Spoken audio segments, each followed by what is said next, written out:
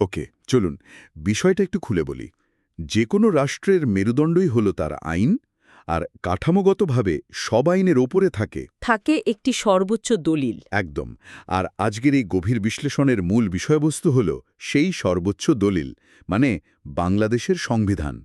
এটি এমন একটা বিষয় যা একটি রাষ্ট্রের প্রতিটি সাধারণ মানুষের দৈনন্দিন জীবনের সাথে ওতপ্রোতভাবে জড়িয়ে আছে। হ্যাঁ, অথচ এর ভেতরের অনেক জটিল আইনি মারপ্যাচ বা ধরুন ঐতিহাসিক গল্পগুলো হয়তো অনেকেরই অজানা। তো আজকের এই আলোচনার উৎস হিসাবে আমাদের টেবিলে বেশ কয়েকটা গুরুত্বপূর্ণ উপাদান আছে।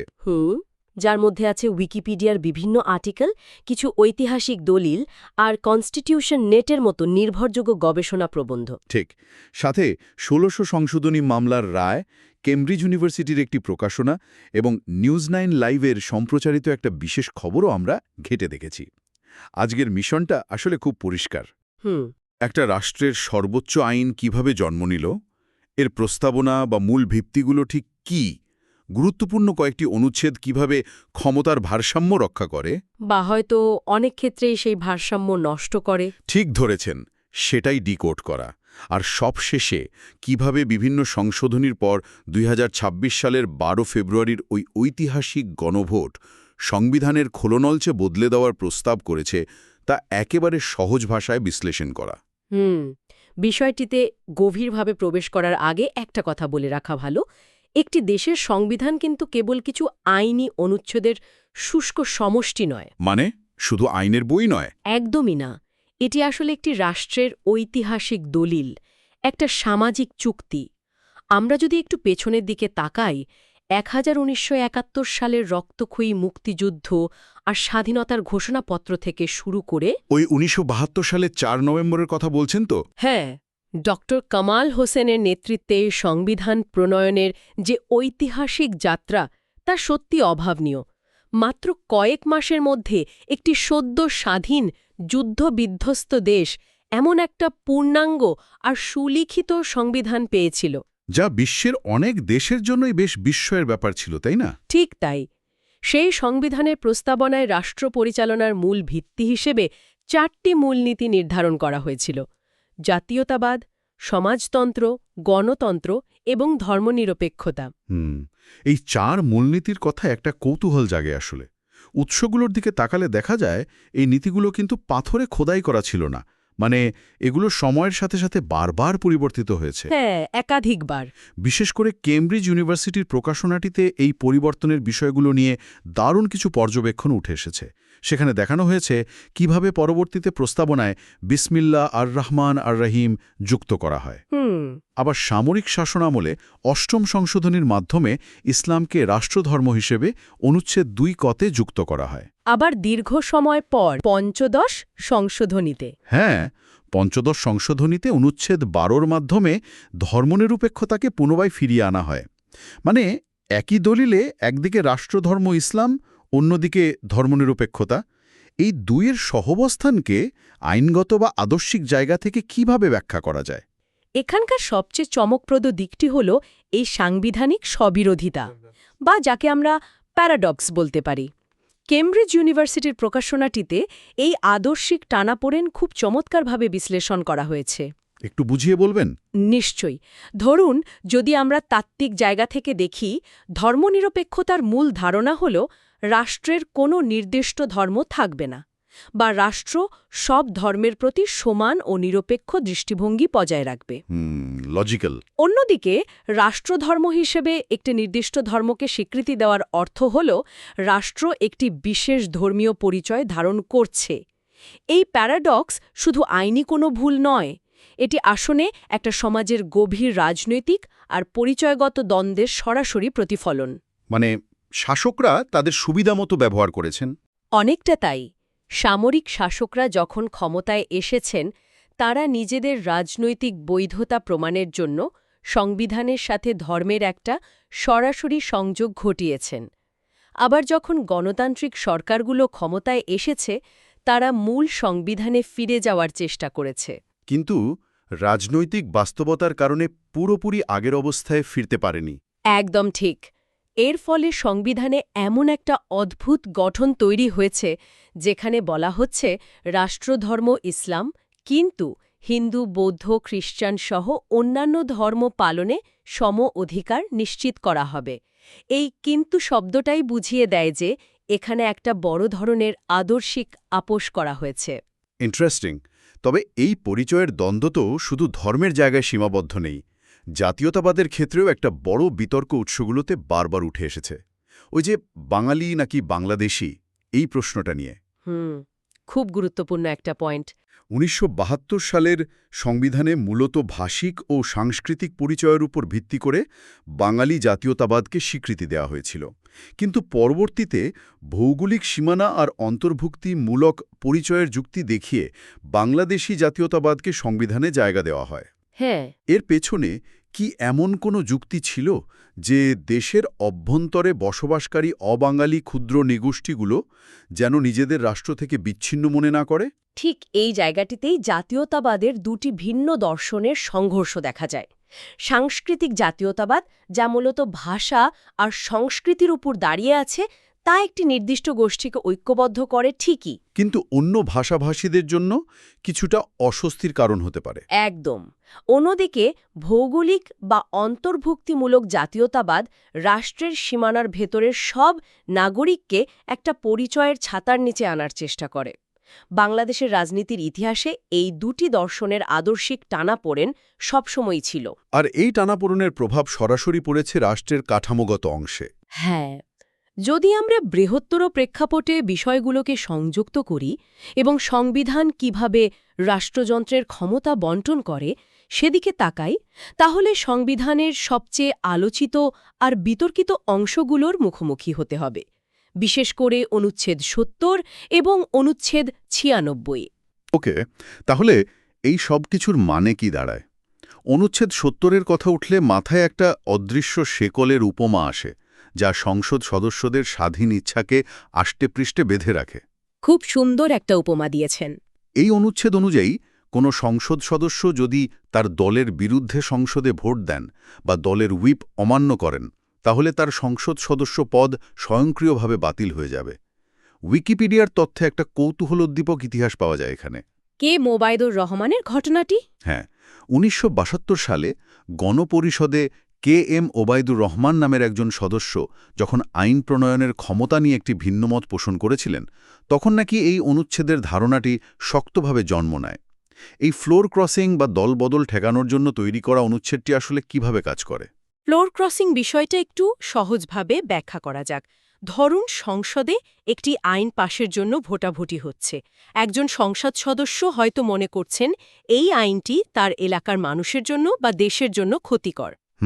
গণতান্ত্রিক চর্চায় তার উচিত নিজের বিবেকের তাড়নায় বা জনগণের স্বার্থে সেই আইনের বিপক্ষে ভোট দেওয়া। কিন্তু অনুচ্ছেদ ৭০-এর কারণে তিনি তা করতে পারবেন না। মানে নিজের ইচ্ছার কোনো দাম নেই। না। যদি তার দল ওই আইনের পক্ষে থাকে, তবে তাকেও বাধ্য হয়ে দলের পক্ষেই ভোট দিতে হবে। ১৯৭২ সালে এই অনুচ্ছেদটি যুক্ত করার পেছনে মূল ভয় ছিল রাজনৈতিক অস্থিরতা। পাকিস্তান আমলের অভিজ্ঞতা। একদম ঠিক। পাকিস্তান আমলে ফ্লোর ক্রসিংয়ের কারণে বারবার সরকার পতনের একটা তিক্ত অভিজ্ঞতা ছিল। সেই ভয় থেকেই অনুচ্ছেদ ৭০-এর জন্ম। দলের ভেতরে যেন কোনো বিভেদ তৈরি না হয় এবং সরকার যেন হুটহাট পড়ে না যায়, সেটাই ছিল প্রাথমিক লক্ষ্য। কিন্তু এর পরিণতি তো বেশ ভয়ানক। সংসদ সদস্যদের স্বাধীন মতামত প্রকাশের পথ পুরোপুরি বন্ধ হয়ে গেল। ইতিহাসবিদ ও বুদ্ধিজীবী বদরুদ্দিন ওমরের একটা বিখ্যাত উক্তি এখানে খুব প্রাসঙ্গিকভাবে চলে আসে। তিনি বাংলাদেশের এই সংবিধানকে আ কনস্টিটিউশন ফর পারপেচুয়াল এমার্জেন্সি বা চিরস্থায়ী জরুরি অবস্থার সংবিধান বলে আখ্যায়িত করেছিলেন। খুব কড়া একটা সমালোচনা, কিন্তু যৌক্তিক। এই অনুচ্ছেদ ৭০-এর বদলতে ক্ষমতাসীন দলের, বিশেষ করে প্রধানমন্ত্রী হাতে এমন একছত্র ক্ষমতা কেন্দ্রীভূত হয় যে সংসদে সরকারের পতন ঘটার বা প্রধানমন্ত্রীকে জবাবদিহির আওতায় আনার কোনো আইনি সম্ভাবনাই কার্যত অবশিষ্ট থাকে না। সংসদ কি তাহলে কেবল একটা রাবার স্ট্যাম্পে পরিণত হয়? এটাই এখানকার সবচেয়ে গুরুত্বপূর্ণ আর চিন্তার বিষয়। একজন সংসদ সদস্য সরাসরি জনগণের ভোটে নির্বাচিত হলেও সংসদে গিয়ে তিনি জনগণের ইচ্ছার চেয়ে দলীয় সিদ্ধান্তের কাছে দায়বদ্ধ থাকতে আইনিভাবে বাধ্য হন। প্রধানমন্ত্রী বা দলীয় প্রধান যা সিদ্ধান্ত নেবেন, পুরো সংসদীয় দল চোখ বন্ধ করে সেই সিদ্ধান্তে সিলমোহর বসিয়ে দেবে। এর ফলে ক্ষমতার কোনো বিকেন্দ্রীকরণ হয় না, বরং নির্বাহী বিভাগের হাতে, আরও সুনির্দিষ্টভাবে বললে প্রধানমন্ত্রীর হাতে রাষ্ট্রের সমস্ত ক্ষমতা পুঞ্জীভূত হয়। আর এখানেই এই বিষয়টা সবচেয়ে চমকপ্রদ হয়ে ওঠে, কারণ এই ক্ষমতার কেন্দ্রীকরণের সরাসরি প্রভাব পড়ে বিচার বিভাগের স্বাধীনতার উপর। যখন আমরা অনুচ্ছেদ ৯৬ এর কথা বলি, তখন একটা চিরন্তন প্রশ্ন সামনে আসে, বিচারকদের বিচার কে করবে? ঠিক, বা বিচারকদের অপসারণের ক্ষমতা কার হাতে থাকবে? আমরা উৎসগুলো ঘেঁটে দেখেছি এই অনুচ্ছেদটি একটা লম্বা রোলার কোস্টার রাইডের মধ্য দিয়ে গেছে। ১৯৭২ সালের মূল সংবিধানে বিচারক অপসারণের ক্ষমতা ছিল সংসদের হাতে। হ্যাঁ। এরপর চতুর্থ সংশোধনীতে তা সরাসরি রাষ্ট্রপতির হাতে চলে যায়। এরপর সামরিক শাসনামলে তৈরি হয় সুপ্রিম জুডিশিয়াল কাউন্সিল, যেখানে বিচারকরাই বিচারকদের অপসারণের বিষয়টি দেখভাল করতেন। আর ২০১৪ সালে ১৬ সংশোধনীর মাধ্যমে সেই ক্ষমতা আবার সংসদের হাতে ফিরিয়ে দেওয়ার একটা বড় চেষ্টা করা হয়। ২০১৪ সালে এই ১৬০০ সংশোধনী যখন বিচারক অপসারণের ক্ষমতা সংসদের হাতে ফিরিয়ে দিল, তখন বিষয়টি সুপ্রিম কোর্ট পর্যন্ত গড়ায় এবং একটি ঐতিহাসিক আইনি লড়াইয়ের জন্ম দেয়। মোহাম্মদ শিশির মুনিরের লেখা ১৬০০ সংশোধনী মামলার রায়ের বিশ্লেষণ থেকে এই আইনি লড়াইয়ের চমৎকার একটি চিত্র পাওয়া যায়। সুপ্রিম কোর্ট এই সংশোধনী বাতিল করে দেয়। তাদের যুক্তি ছিল অত্যন্ত তীক্ষ্ণ এবং যৌক্তিক। আদালত পর্যবেক্ষণ দেয় যে যেহেতু সংবিধানে অনুচ্ছেদ ৭০ বহাল আছে, সেহেতু সংসদ সদস্যদের স্বাধীনভাবে ভোট দেবার কোনো আইনি ক্ষমতাই নেই। আহা, এটাই তো সেই আহা মুহূর্ত। মানে অনুচ্ছেদ ৭০ আর অনুচ্ছেদ ৯৬ একে অপরের সাথে সাংঘর্ষিক হয়ে দাঁড়ালো। একদম।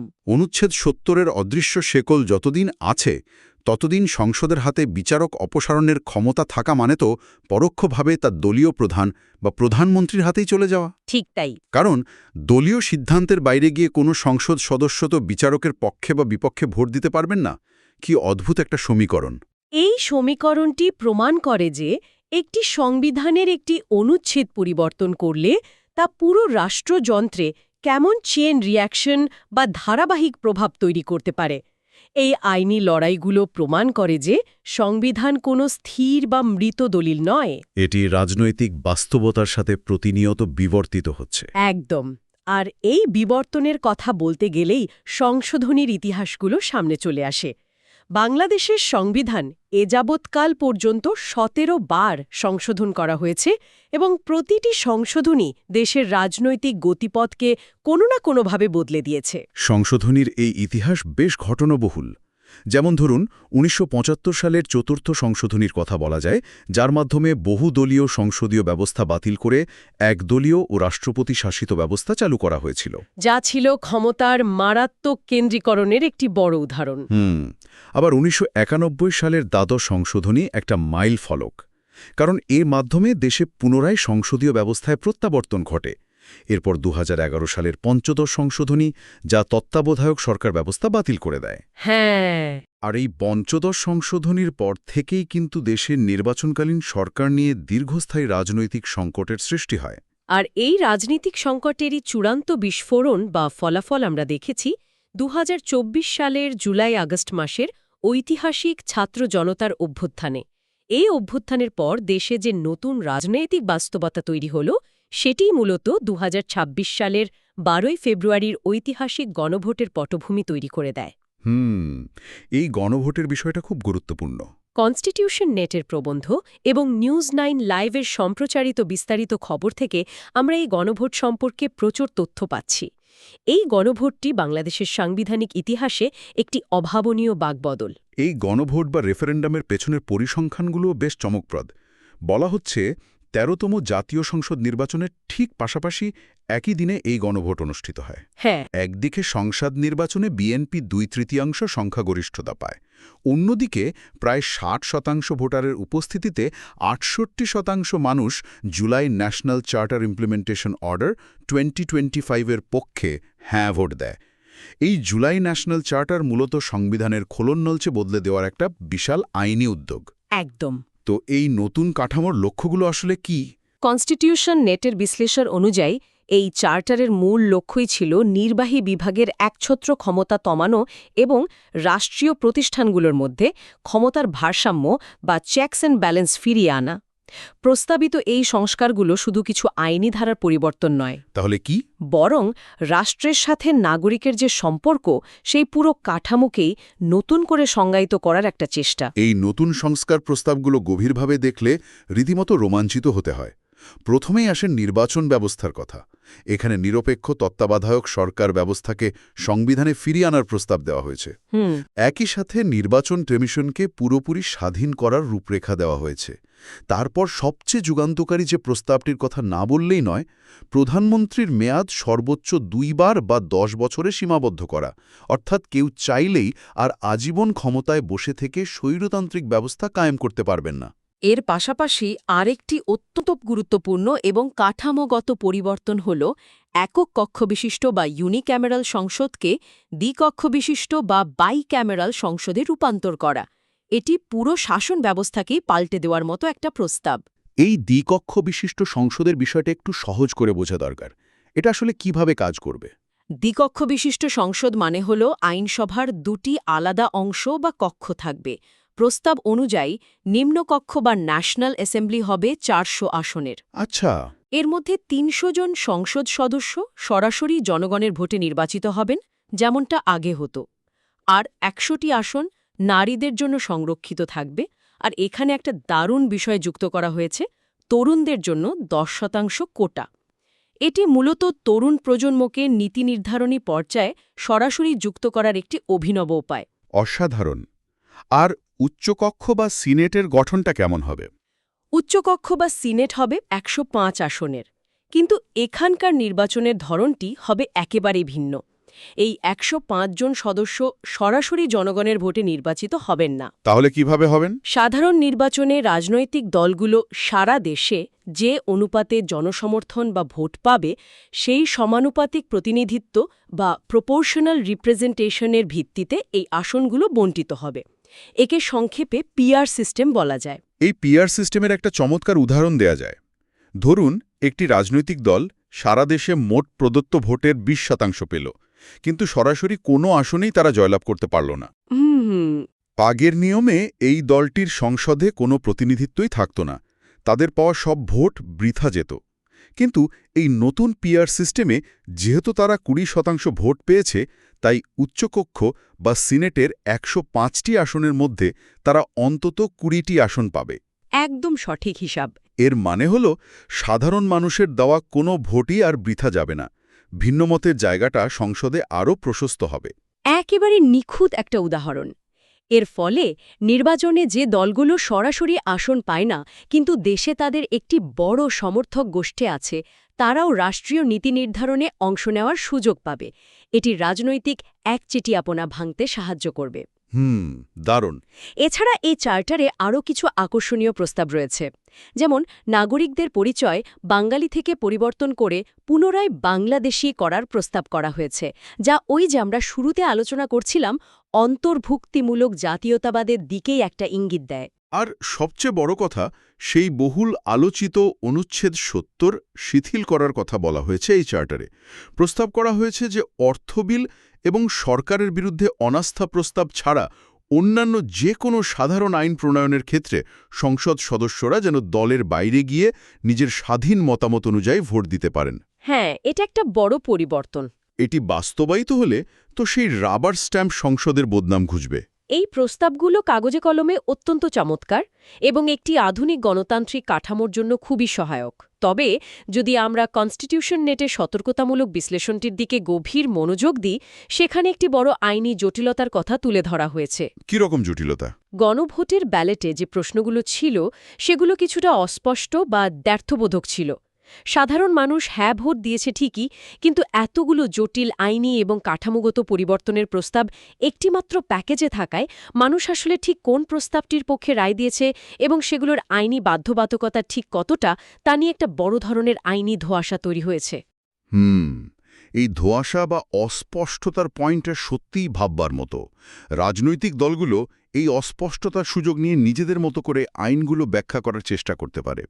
তাহলে এতক্ষণ ধরে আমরা যে ইতিহাস, অনুচ্ছেদ, ক্ষমতার লড়াই আর নতুন প্রস্তাবনা নিয়ে কথা বললাম, সব মিলিয়ে এর মানে কি দাঁড়ায়?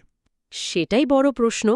সংক্ষেপে বলতে গেলে একটি দেশের সংবিধান কেবল কিছু আইনের ধারা বা বইয়ের পাতায় লেখা শুষ্ক অনুচ্ছেদের সমষ্টি নয়। এটি আসলে একটা রাষ্ট্রের সাথে তার নাগরিকদের একটা জীবন্ত সামাজিক চুক্তি। ১৯৭১ সালের রক্তক্ষয়ী মুক্তিযুদ্ধ, সামরিক শাসনের উত্থান-পতন, আদালতে হওয়া দীর্ঘ আইনি লড়াই এবং সবশেষ ২০২৪ সালের ছাত্র জনতার অভ্যুত্থান, সবকিছুই এই দলিলটির পাতায় পাতায় রক্তের অক্ষরে লেখা আছে। একদম। আর এই কারণে সংবিধানের এই বিষয়গুলো জানা প্রতিটি সচেতন মানুষের জন্য অত্যন্ত জরুরি। কারণ এটি শুধু রাজনৈতিক নেতাদের ক্ষমতার বিষয় নয়, এটি সরাসরি দৈনন্দিন অধিকার, বাকস্বাধীনতা এবং রাষ্ট্রের ক্ষমতার ভারসাম্য নির্ধারণ করে। এই সামাজিক চুক্তির বিষয়টি অত্যন্ত প্রাসঙ্গিকভাবেই উঠে এসেছে।